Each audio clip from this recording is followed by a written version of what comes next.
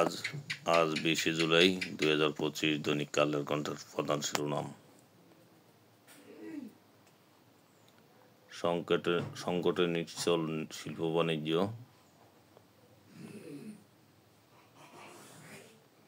আলহামদুলিল্লাহ এখন অনেকটাই সুস্থ আছি। জামাতের আমির।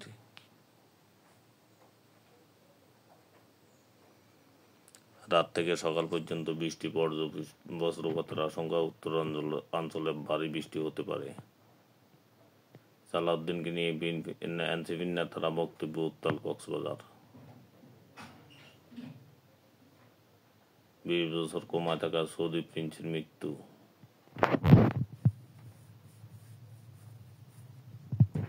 সাত দফা দাবি বাস্তবায়নে জোর তাগিদ।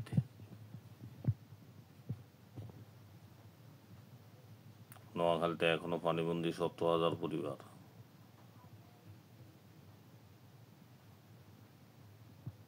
গোপালগঞ্জের পরিস্থিতি স্বাভাবিক হচ্ছে, এ পর্যন্ত গ্রেপ্তার 306।